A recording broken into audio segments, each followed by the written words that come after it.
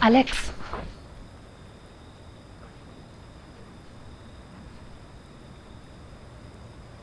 Ano nangyari? Yung mga binuhos na chemical doon sa mutya. Ha? Ayun, namatay yung mga halaman. Sino namang gagawa nun? Posibleng mga Tera. Siguro pinasira nila lahat yun para wala tumapakanabangan. Mga Tera? Eh di ba sila yung nangangailangan ng maraming supply ng mutya? Bakit naman nila sisirain yun? Ay, Diyos ko naman kasi, Amira, dapat pumayag ka na kay Doc Franco. Di sana kahit anong mangyari dyan sa mutya, mayaman na tayo, milyonaryo na tayo. Hindi mo lang inisip yung pamilya ko.